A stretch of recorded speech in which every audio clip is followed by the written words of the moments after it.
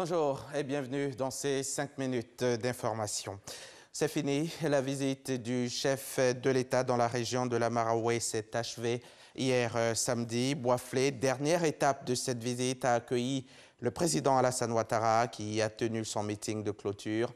Clôture de la visite de la Maraoué, mais également clôture d'une série de visites des 31 régions de Côte d'Ivoire. Hier encore, le chef de l'État a parlé principalement de paix et de développement. Avec Viviane Aïmen, on reviendra à 13 h sur ce meeting de Boisflé.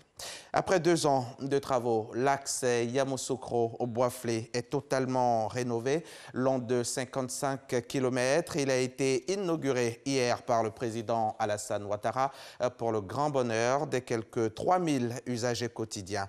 Les travaux de rénovation ont coûté 37 milliards de francs CFA, entièrement financés par l'État de Côte d'Ivoire. Mahama Traoré. En coupant ce ruban, le chef de l'État remet officiellement en service l'axe Yamoussoukro-Boisflé rénové. Le président Alassane Ouattara s'est même autorisé quelques foulées pour apprécier la qualité de cette voirie, totalement réhabilitée après 2 ans de travaux. Aujourd'hui, pour partir de Boisflé à Yamoussoukro, au lieu de 2 h, on met 45 minutes. Et les coûts de transport ont été aussi divisés par 2. Avec ce chantier, nous avons utilisé plus de 700 personnes en permanence pour travailler sur ce chantier. Ça montre à quel point la réhabilitation des routes contribue énormément à l'enrichissement des populations, mais surtout à la croissance économique. Long de 55 km, l'axe Yamoussoukro-Boisflé relie la région de la Maraoué à celle du Bélier. Chaque jour, cette section est empruntée par 3000 véhicules en moyenne, notamment ces camions-citernes qui viennent s'approvisionner au dépôt pétrolier de Yamoussoukro pour aller ravitailler les pays limitrophes, mais aussi par ces transporteurs de produits vivriers en partance pour Abidjan. Il y a un problème de moteur, une fois. Les charriers partent à Abidjan, il y a un problème de moteur, problème de boîte, donc tout ça, ça peut arriver. Mais quand ils ont fait la route, maintenant ça va. Il n'y a pas encore eu de problème actuellement. L'axe Yamoussoukro-Boisflé rénové a coûté 37 milliards de francs CFA.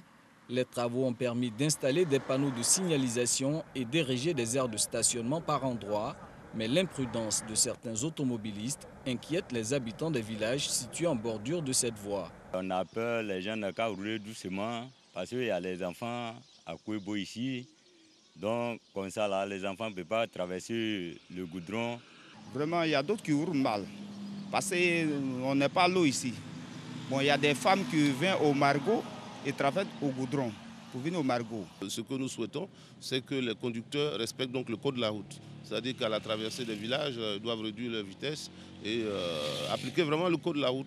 Si ce n'est pas le cas, nous allons être obligés de mettre donc, des dos d'âne pour les obliger donc, à ralentir donc, dans les villages pour éviter donc, les morts. Cette route renouvelée entre Yamoussoukro et Boisflé se prolonge jusqu'à Daloa, capitale de la région du Haut-Sassandra dans le centre-ouest du pays. La section Daloa-Boisflé, longue de 75 km, sera achevée dans un mois, soit une distance totale de 130 km entre Yamoussoukro, Boisflé et Daloa, réhabilité à hauteur de 87 milliards de francs CFA. Et après cette inauguration, le président de la République a tenu sa traditionnelle conférence de presse hier samedi à Boisflé au terme de sa 31e et dernière visite de région. Et la Maraoué était donc cette dernière étape. Une occasion pour le chef de l'État de parler de la présidentielle d'octobre prochain qui, selon lui, sera apaisée, transparente et crédible. C'était au micro RTI 1 de Jérôme Kofi Abolin. Vous pourrez le suivre tout à l'heure dans le 13 h. En République démocratique du Congo, Lubumbashi a connu une incursion hier matin des miliciens Bakata Katanga. Le bilan officiel fait état de 3 éléments des forces de l'ordre tués, 16 morts côté assaillants et une dizaine d'hommes capturés. Une ONG dresse un bilan provisoire de 4 morts du côté des forces loyalistes et 5 blessés et une dizaine de morts parmi les assaillants. Le Bakata Katanga est cette milice qui milite pour la sécession de la province minière du Katanga.